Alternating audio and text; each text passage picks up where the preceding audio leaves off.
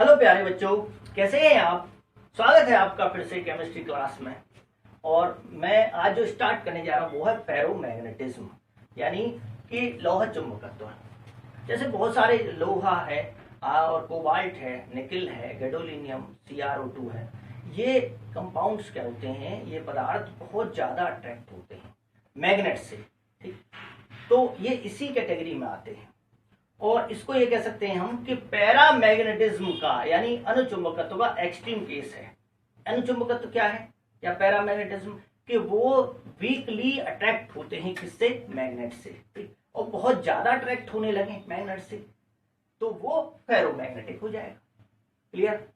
अब देखिए इसमें होता क्या है कि बहुत सारे जो परमाणु होते हैं या आयन होते हैं वो ग्रुप बना लेते हैं, समूह बना लेते हैं, ठीक। अब देखिए जैसे यहां पर देखिए ये एक ग्रुप है, क्लियर।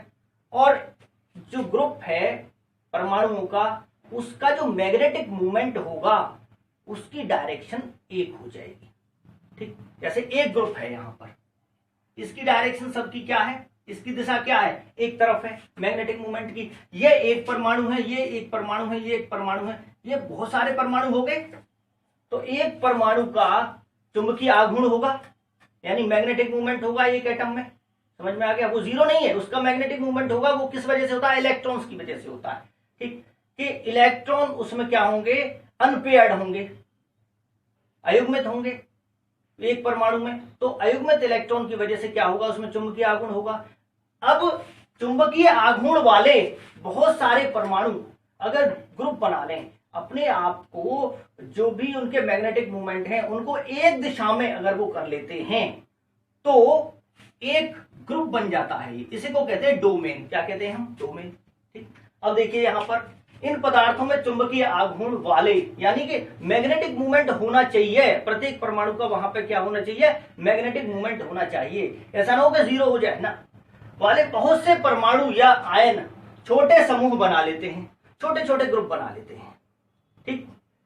समूह बना लेते हैं, इस समूह को डोमेन कहते हैं। जैसे मैंने एक डोमेन यहां बनाया हुआ है, ठीक, समझ में आ गया, ठीक।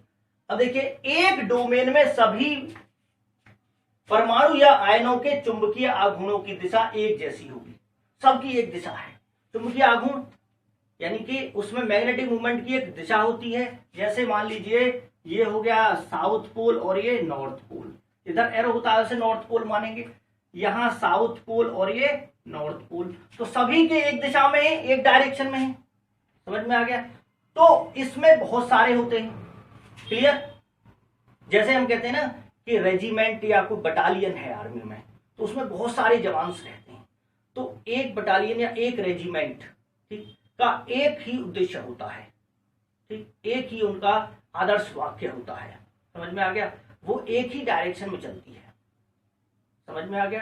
तो ये है कि एक है और उसमें बहुत सारे जवान होते हैं और हर जवान एक छोटे किसकी तरह काम करता है, चुंबक की तरह काम करता है, यानी वो अट्रैक्ट होता है एक आवाज पर, वो देश के लिए मर मिटने के लिए तैयार रहता है, समझ में आ गया। तो जैसे वहां पर होता है इसी तरह से बहुत सारे परमाणु मिलकर या आयन मिलकर क्या बनाते हैं, एक डोमेन बनाते हैं, समझ में आ गया, ठीक। आप देखिए नेक्स्ट, या आप स्टेट की बात कर सकते हैं। एक राज्य है उसमें बहुत सारे लोग हैं, ग्रुप है लोगों का, एक राज्य बन गया, ठीक। दूसरा राज्य है वो भी एक अलग लोगों का ग्रुप है, तीसरा राज्य है वो भी लोगों का ग्रुप है। तो ये सब क्या हो गए, डोमेन हो गए, समझ में आ गया। इसको क्या कह सकते हैं हम, डोमेन कह सकते हैं, ठीक। अब देखिए ये एक डोमेन है, एक ये दूसरा डोमेन है। इसकी दिशा आपस में तो सबकी एक जैसी है लेकिन इससे क्या है, इससे अलग है। ये एक और डोमेन है, इसकी डायरेक्शन इधर है लेकिन आपस में तो सबकी एक जैसी है। तो अपने आप को ये कैसे अलाइन कर लेते हैं, एक ही दिशा में। इनके जो चुंबकीय आघूर्ण होते हैं परमाणुओं के वो एक ही दिशा में क्या रहते हैं, अलाइन हो जाते हैं, ठीक। तो अब देखिए अब एक डोमेन का साइज लगभग 1 मिलीमीटर होता है, समझ में आ गया। और इसमें जो परमाणु की संख्या होती है लगभग 10 की पावर 11 होती है, क्योंकि परमाणु या आयन बहुत ही छोटे होते हैं। तो अगर 1 मिलीमीटर अगर हम लेंगे तो भी बहुत ज्यादा बड़ी संख्या हो जाएगी किसकी, परमाणुओं की। समझ में आ गया। फिर भी ये 1 मिलीमीटर छोटा सा ही रहता है, परमाणु की संख्या बेशक बहुत ज्यादा है। क्लियर। अब देखिए इसमें थर्ड जो पॉइंट है वो है प्रत्येक डोमेन एक छोटे चुंबक की तरह कार्य करता है। हर एक जो है ये देखिए, अगर इसको मैग्नेटिक फील्ड में रख दें हम बाहरी चुंबकीय क्षेत्र में, तो ये एक चुंबक की तरह कार्य करेगा। ठीक, जैसे मैंने कहा कि अलग अलग रेजिमेंट हैं आर्मी में, लेकिन देश के लिए क्या करेंगी, सभी क्या देश के लिए एकदम चल देती हैं, देश को बचाने के लिए। ठीक, तो हर कोई क्या है, अट्रैक्ट हो रहा है, देशभक्ति से आकर्षित हो रहा है। क्लियर है। ठीक, तो यहां पर क्या हुआ ये कि हर कोई एक छोटे चुंबक की तरह कार्य करेगा। देखिए इन पदार्थों के अचुंबकीय टुकड़े डोमेन अनियमित रूप से अभिविन्यासित रहते हैं तथा इनका चुंबकीय आघूर्ण निरस्त हो जाता है। अब देखिए यहां पर कि अगर हम बात करें, यहां पर देखिए ये अभिविन्यासित रहते हैं। जैसे डोमेन को अगर मैं ऐसे दिखा रहा हूं, एक डोमेन को अगर मैं ऐसे दिखाता हूं, ये क्या हो गया, हमारा एक डोमेन हो गया। ठीक, ये क्या हो गया, और थोड़ा सा बड़ा ले लेते हैं इसको, ये क्या हो गया, हमारा एक डोमेन हो गया। ठीक, ये एक डोमेन हो गया, ये एक और डोमेन हो गया, ये एक और डोमेन हो गया। समझ में आ गया। और हर डोमेन में हजारों हैं, एक की डायरेक्शन इधर है, एक की डायरेक्शन इधर है, एक की डायरेक्शन इधर है। समझ में आ गया, एक की डायरेक्शन इधर है, ठीक, एक की इधर है, की इधर है। इस टाइप से बहुत सारे होंगे, डोमेन्स भी बहुत सारे होंगे, हजारों लाखों डोमेन्स होंगे। अब देखिए जब तक बाहरी चुंबकीय क्षेत्र नहीं लगाया है तो इतनी बड़ी संख्या में हैं ये, वो अनियमित रूप से बिखरे हुए हैं पदार्थ के अंदर, तो एक दूसरे के चुंबकीय आघूर्ण को वो क्या करते हैं, निरस्त कर देते हैं, निरस्त कर देते हैं। जब तो हमने कहा है कि अचुंबकीय है, यानी कि जब तक मैग्नेटिक फील्ड नहीं लगा है तो वो क्या है, चुंबक की तरह कार्य नहीं कर रहा है। यानी नेट मैग्नेटिक मूवमेंट उसका क्या हो गया, नेट चुंबकीय कुल चुंबकीय आघूर्ण क्या हो गया, उसका 0 हो गया। जब तक, क्योंकि डोमेन इतने ज्यादा हैं कि जैसे समझिए कि एक डोमेन का इधर है, दूसरे का इधर है, तीसरे का इधर है, चौथे का इधर है, इर्रेगुलर तरीके से बहुत ज्यादा संख्या में है। ठीक, बहुत ज्यादा संख्या में है और अनियमित रूप से है, एक दिशा नहीं है। चलो एक डोमेन की दिशा एक है, सारे परमाणु की दिशा एक है, लेकिन ये अलग डायरेक्शन में, ये अलग डायरेक्शन में, ये अलग डायरेक्शन में, ये अलग डायरेक्शन में, ये अलग डायरेक्शन में, तो क्या हो गया, 0 हो गया। तभी तो कहा अचुंबकीय टुकड़े में डोमेन अनियमित रूप से अभिविन्यासित रहते हैं, ये डोमेन अलग अलग डायरेक्शंस में। समझ में आ गया, निरस्त हो जाता है इनका चुंबकीय आघूर्ण। क्लियर बच्चों। आगे देखिए, बहुत ही आसान है ये आपके लिए, ऐसे चुटकियों में कर लोगे आप इसको, चुटकियों में। पदार्थ को एक्सटर्नल मैग्नेटिक, एक्सटर्नल कहते हैं बाह्य, बाह्य चुंबकीय क्षेत्र में रखने पर डोमेन चुंबकीय क्षेत्र की दिशा में अरेंज हो जाते हैं और मैग्नेटिक फील्ड से स्ट्रांगली अट्रैक्ट हो जाते हैं। अब देखिए अगर हम इनको चुंबकीय क्षेत्र में रखते हैं, ठीक है, ये आपने कर लिया होगा, और मैं इसको अगर हम मैग्नेटिक फील्ड में रखें, देखिए यहां पर हम चुंबकीय क्षेत्र लगा रहे हैं, फील्ड में रख रहे हैं, तो सभी जो डोमेन्स हैं वो एक डायरेक्शन में हो जाएंगे, एक डायरेक्शन बन गई। ठीक, समझ में आ गया, एक डायरेक्शन।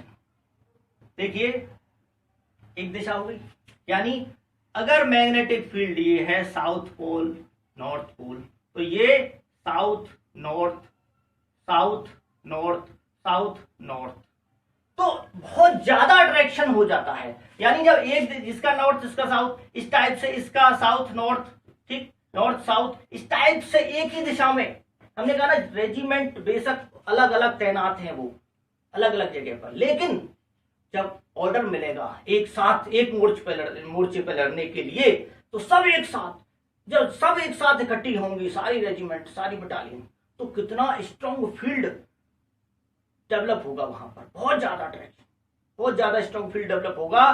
ठीक, और वहां पर क्या होगा, फिर दुश्मन के छक्के छूट जाएंगे उनको देख के। ठीक, तो ऐसे ही यहां पर जैसे ही मैग्नेटिक फील्ड लगाया गया बाहर से, एक साथ सारे डोमेन की जो दिशा थी जो अलग अलग थी, पहले डोमेन कैसे थे, डोमेन इस तरह से थे, कोई इसकी डायरेक्शन ऐसे, इसकी डायरेक्शन ऐसे, इसकी डायरेक्शन ऐसे, यानी इरेगुलर थी, ये कोई दिशा नहीं थी। ठीक, लेकिन अब वो एक दिशा में हो गए, तो जिससे बहुत ज्यादा क्या होगा, स्ट्रॉन्ग अट्रैक्शन होगा। क्लियर। अब देखिए नेक्स्ट, और चुंबकीय क्षेत्र की दिशा में ही ये अट्रैक्ट होते हैं। तीसरा है, मोस्टली पदार्थों का डोमेन्स अरेंजमेंट बना रहता है और स्थायी चुंबक बन जाते हैं। अगर इनको हम हटा भी लेते हैं चुंबकीय क्षेत्र को, तो भी जो डोमेन्स का अरेंजमेंट है बहुत सारे पदार्थों में बना रहता है। ठीक, हालांकि कुछ ऐसे भी हैं जिसमें वो नहीं बना रहता है, लेकिन फिर भी जैसे कि एल्निको जो होता है, ये आयरन का एक एलॉय है, मिश्र धातु है, जिसमें आयरन भी होता है, इसमें एल्यूमिनियम भी है, इसमें निकेल भी है और कोबाल्ट भी है, कॉपर भी होता है, कभी कभी कुछ टाइटेनियम भी डाल देते हैं। ठीक, तो ये इन धातुओं से मिला हुआ एक है एलॉय, मिश्र धातु।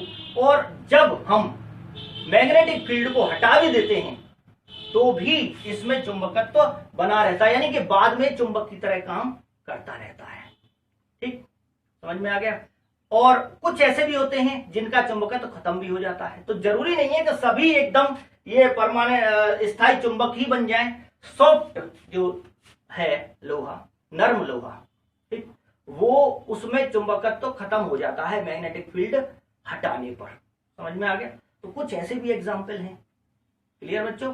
तो इसको हम, ये एल्निको जो है वो परमानेंट मैग्नेट, स्थायी चुंबक बनाने का काम आता है, क्योंकि इसमें चुंबकत्व बना रहता है। ठीक, तो बच्चों अब आता है टेम्परेचर का इफेक्ट। अगर हम बात करें कि ताप बढ़ाने पर क्या होगा, तो टेम्परेचर से क्या होता है कि जो अरेंजमेंट है डोमेन्स का वो बिगड़ जाता है, इधर इधर चले जाते हैं, इधर उधर भागने लगते हैं डोमेन्स। ठीक, तो क्या होगा कि वो अट्रैक्ट तो होगा लेकिन कम अट्रैक्ट होगा, जब एक दिशा में नहीं है। डायरेक्शन पहले ऐसे थी, ठीक, डायरेक्शन कैसे थी, पहले एक ही दिशा में थी सारे, लेकिन अब जो है वो बिगड़ गई डायरेक्शन, ऐसे थी डायरेक्शन सब। अब टेम्परेचर बढ़ाने से क्या हुआ, कुछ इधर चला, कुछ इधर चला, कुछ इधर चला, मैं इधर चला, तू इधर चला, मैं इधर चला, तू इधर चला, इस टाइप से अलग अलग डायरेक्शन हो गई। तो बताइए, लेकिन फिर भी अट्रैक्शन रहता है, फिर भी अरेंजमेंट कुछ हद तक बना रहता है। जैसे मान लीजिए कुछ का बना हुआ है, कुछ का बना हुआ है, ठीक, कुछ का बिगड़ गया, तो क्या हुआ कि ये कम अट्रैक्ट होते हैं, इसलिए पैरामैग्नेटिक बन जाते हैं। तो जिस टेम्परेचर पर कोई फेरोमैग्नेटिक सब्सटेंस पैरामैग्नेटिक बना, क्या बना, फेरो से क्या बना, वो पैरा मैग्नेटिक, फेरोमैग्नेट से पैरा बना। ठीक है, तो उस टेम्परेचर को क्या बोलेंगे हम, क्यूरी टेम्परेचर। क्या बोलते हैं, टीसी, क्यूरी टेम्परेचर। ठीक, क्यूरी टेम्परेचर बोलते हैं। ठीक, जैसे 1043 है लोहे के लिए ये वैल्यू। ठीक, अब देखिए अलग अलग कंपाउंड के लिए अलग अलग ये वैल्यू हो सकती है कि कोई किसी टेम्परेचर पर पैरामैग्नेटिक हो रहा है, कोई किसी टेम्परेचर पर पैरामैग्नेटिक। ये ज्यादा अट्रैक्ट हो रहा था टेम्परेचर बढ़ाने से, ये कम अट्रैक्ट हुआ मैग्नेटिक फील्ड से, कम आकर्षित हुआ। ठीक, समझ में आ गया। अब देखिए जरा, एक होता है मैग्नेटिक फील्ड लाइंस। अगर हम मैग्नेटिक फील्ड में रख रहे हैं तो देखिए अट्रैक्शन बहुत ज्यादा हो रहा है। यहां पर ये डोमेन्स हैं, इनकी डायरेक्शन ये है, डोमेन्स की डायरेक्शन मैग्नेटिक फील्ड में। ठीक, तो अट्रैक्शन होगा तो मैग्नेटिक फील्ड लाइंस ऐसे जाएंगी, बहुत ज्यादा, जो दूर भी जाना चाहती हैं वो अंदर आ जाएंगी, ये अंदर आ जाएंगी सारी, क्या आ जाएंगी, अंदर। तो ये बहुत ज्यादा डेंस हो जाती है, बहुत ज्यादा डेंस हो जाती है। समझ में आ गया। इसको ऐसे दिखा सकते हो आप कि ये मैग्नेटिक फील्ड लाइंस बहुत ज्यादा क्या हो जाती हैं, डेंस। जो दूर दूर थी वो पास पास हो जाती हैं, दूर दूर थे आ गए पास पास। देखिए आकर्षण हुआ, बहुत ज्यादा आकर्षण, क्लोजनेस हुई, ठीक है। तो क्लोजनेस में क्या होता है, पास पास आते हैं। यहां दूरियां हैं, यहां क्या है, दूरियां, और यहां पास आ गए। ये देखिए इनमें दूरी कम है, ये खींच लेती हैं, पास आई, ठीक। तो ये और ज्यादा सघन हो जाती हैं मैग्नेटिक फील्ड लाइन। पैरामैग्नेटिक में कम सघन थी, यहां पर ज्यादा सघन यानी डेंस हो गई। क्लियर बच्चों। तो इसको आप रिवाइज करना इस वीडियो को, ठीक है। कैसा लगा, वीडियो को लाइक कीजिए, शेयर कीजिए। ये आपका फेरोमैग्नेटिक कंप्लीट हो गया। धन्यवाद।